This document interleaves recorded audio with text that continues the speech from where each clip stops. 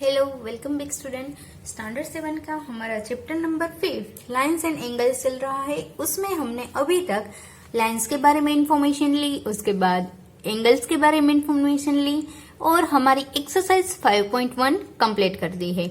अब हमारा next topic है पेयर ऑफ लाइंस। पहले हमने सिर्फ लाइंस के बारे में ही लिया था, जैसे कि रे, लाइन सेगमेंट एंड लाइन, इन तीनों के बारे में ही इंफॉर्मेशन ली थी। अब हम सीखेंगे पेयर ऑफ लाइंस। तो यहां पर हमें फर्स्ट दिया गया है वो है इंटरसेक्टिंग लाइन। इंटरसेक्टिंग लाइन किसे कहेंगे?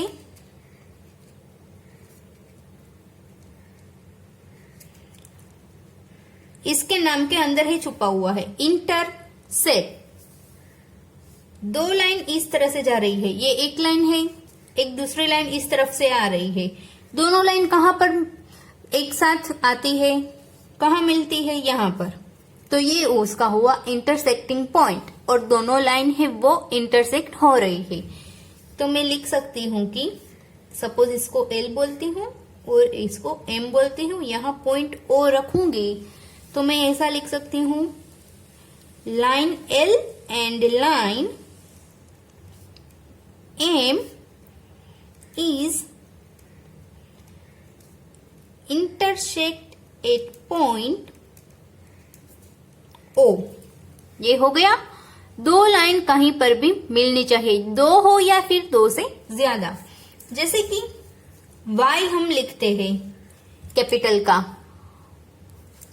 तो यहां पर ये जो तीन लाइन है, ये एक लाइन है हमारी, ये सेकंड और ये थर्ड, तीनों की तीनों लाइन एक पॉइंट पे मिल रही है। तो ये भी हुआ इंटरसेक्टिंग पॉइंट और तीनों लाइन है वहां पर इंटरसेक्ट हो रही है। ओके, तो ये हो गया हमारा इंटरसेक्ट के बारे में इंफॉर्मेशन।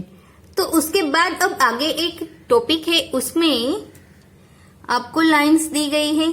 देखो यहां पर आपको डेफिनेशन भी इसकी दी गई है।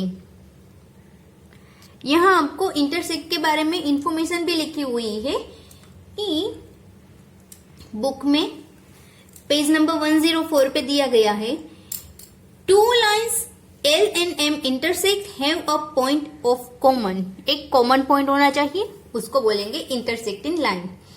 तो अब दूसरी है वो है ट्रांसवर्सल।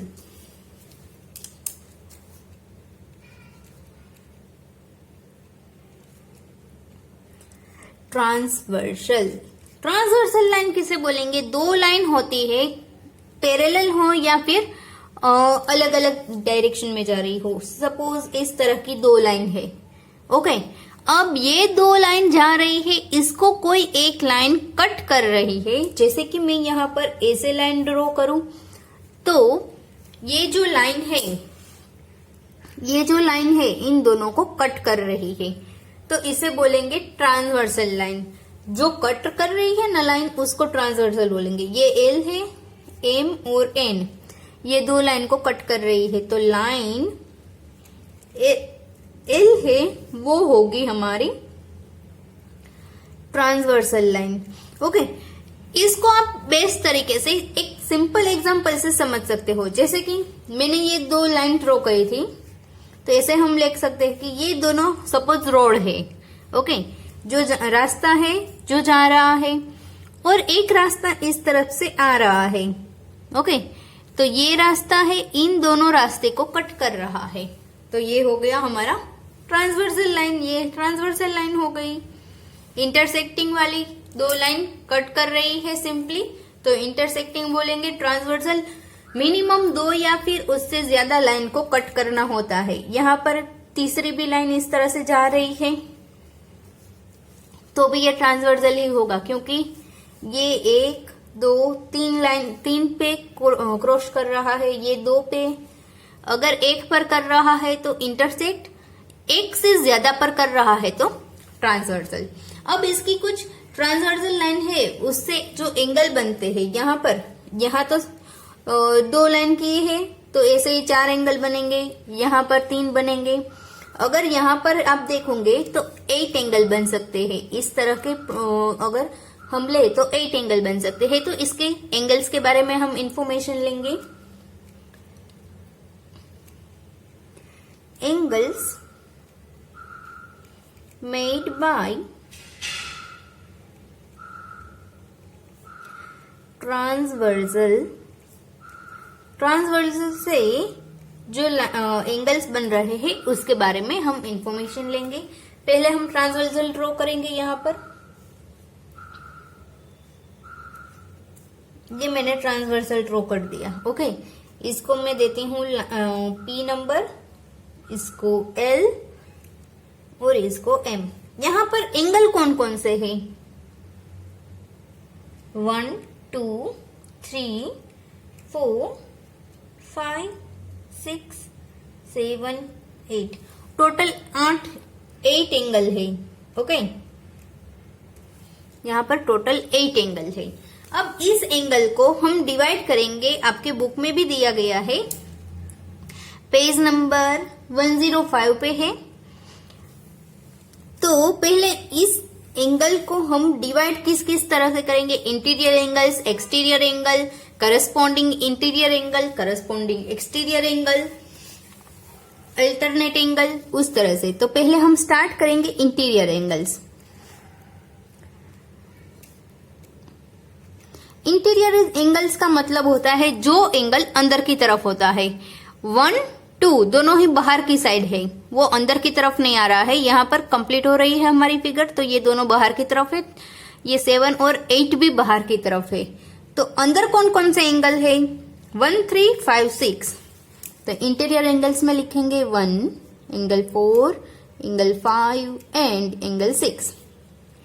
अब है एक्सटीरियर एंगल। बाहर कौन कौन सा एंगल है इसके अलावा? 1 2 7 एंड लास्ट वन 8। उसके बाद है pair of corresponding angles. Corresponding angle कौन कौन से होंगे? अब यहाँ पर हमें पेयर लिखनी है। पेयर यानी कि 2 एंगल होंगे जो करस्पॉन्डिंग होंगे। तो यहाँ पर कौन कौन से होंगे? करस्पॉन्डिंग एंगल में एक बात याद रखिए, करस्पॉन्डिंग होता है वो F साइन बनाता है, एंगल की F वाली साइन बनाता है। अगर आप यहाँ पर देखें तो इस तरफ से एक F बन रहा है। ओके, जहां पर एंगल 4 और एंगल 8 आएगा। करस्पॉन्डिंग में बीच का एक एंगल छोड़ के आप लिख सकते हो। जैसे कि 1 है तो 1 के साथ कौन सा एंगल आएगा करस्पॉन्डिंग में? ये वाला छोड़ दो, उसके बाद वाला 1 और 5। 2 है तो 2 के साथ 6, 3 के साथ 7, 4 के साथ 8। फिगर ड्रॉ करके आप बिल्कुल इजीली समझ सकते हो। एक एंगल छोड़ दो और एक के साथ लिखो 1 एंड 5। उसके बाद दूसरा होगा 2 एंड 6। तीसरा एंगल 3 एंड एंगल 7। चौथा होगा 4 एंड 8। ओके, बिल्कुल इजी है करस्पॉन्डिंग एंगल। उसके बाद है alternate, pair of alternate interior angles. Pair of alternate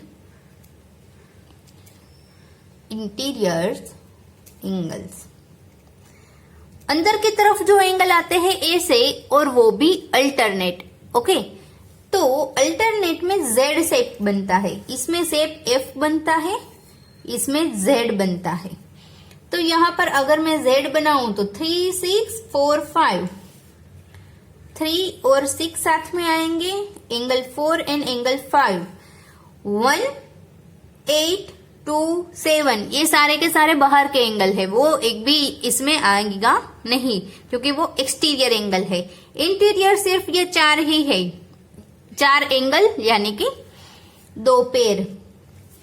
okay, तो अब हम देखते हैं पेयर ऑफ अल्टरनेट। इंटीरियर हो गया। अब हम देखेंगे एक्सटीरियर एंगल। एक्सटीरियर एंगल यानी कि Z के बाहर वाले। 1 के साथ क्रॉस में जो एंगल बचता है वो आता है। क्रॉस में कौन सा एंगल है? 8। एंड 2 के साथ जो क्रॉस में होता है वो वाला एंगल आता है, वो है 7। ओके, तो ये हो गया हमारे अल्टरनेट एक्सटीरियर एंगल्स। अब उसके अलावा एक ही चीज बचती है, वो है interior angles on the same side of transversal. Pair of interior angles on the same side of the transversal। बिल्कुल इजी है। कैसे? ये नाम बहुत बड़ा लग रहा है। Pair of interior angles, interior यानी कि अंदर वाले एंगल। ओके, यानी कि इन 4 का ही कुछ होगा, 3, 4, 5, 6 में है ही कुछ होगा। ऑन द सेम साइड यानी कि एक ही तरफ आने वाले, ऑफ द ट्रांसवर्सल, ये बीच वाला है, लाइन पी है वो ट्रांसवर्सल है। तो इस ट्रांसवर्सल की एक तरफ आने वाले इंटीरियर एंगल हमें लिखने हैं। तो 3 के साथ कौन सा आएगा? 5। और दूसरी पेयर कौन सी होगी? 4 एंड 6 की। हो गया कंप्लीट। नाम ज्यादा लगता है, बड़ा लगता है, उसके हिसाब से समझ में आराम से आ जाता है।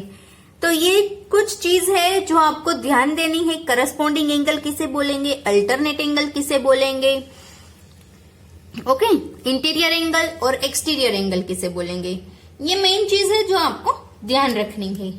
अब उसके आगे है, ये एंगल्स हो गए, उसके बाद है transversal of parallel line. Parallel line होती है, ये पैरेलल लाइन में ट्रांसवर्सल नहीं ड्रॉ किया है, ये भी परफेक्टली पैरेलल लाइन आप कह नहीं सकते। अगर मैं ट्रांसवर्सल अब पैरेलल लाइन का ड्रॉ करूं,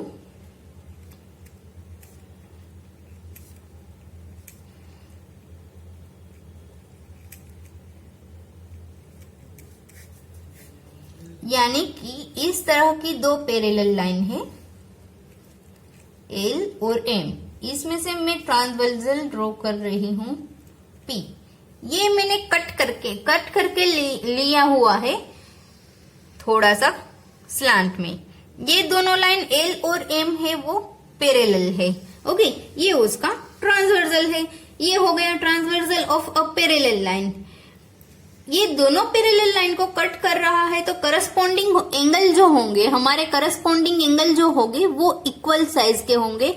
जब दोनों लाइन पैरेलल होती है तब करस्पॉन्डिंग एंगल इक्वल होते हैं। ओके, यानी कि ये वाला जो एंगल है उतना ही एंगल 1 और एंगल 5 करस्पॉन्डिंग एंगल है। तो एंगल 1 और एंगल 5 यानी कि ये वाला एंगल और ये वाला एंगल एक सरखा होगा, एक समान नाप का होगा। ओके, और एक चीज मैंने यहां ऑलरेडी बता दी है, वही अब आ रही है आपको कि करस्पॉन्डिंग एंगल होता है, करस्पॉन्डिंग एंगल होता है वो एफ शेप बनाता है। जैसे कि आप यहां पर देखोगे तो यहां पर यहां से यहां तक का एफ शेप बनता है। एफ शेप का ये वाला हिस्सा और ये वाला हिस्सा। ओके, इसी तरह से इस तरफ से देखोगे तो ये क्रॉस एफ है, तो ये वाला और ये वाला, ये और ये।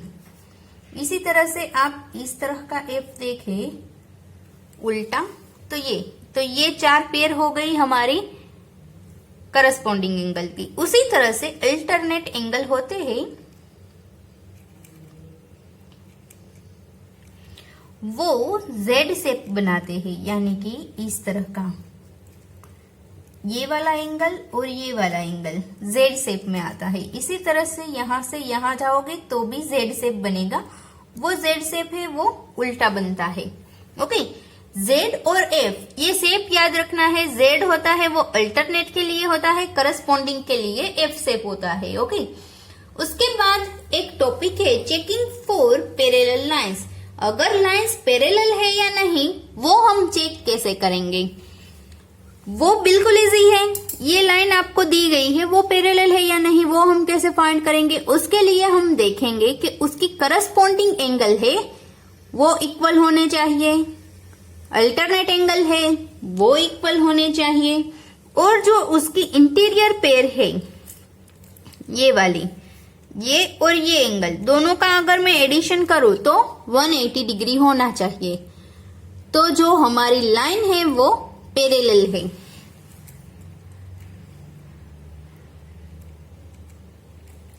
Checking for parallel lines. corresponding and alternate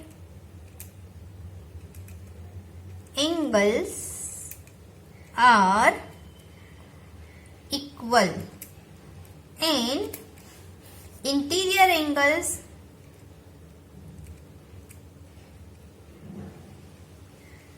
on same side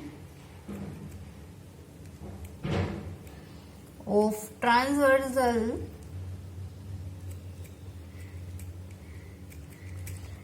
addition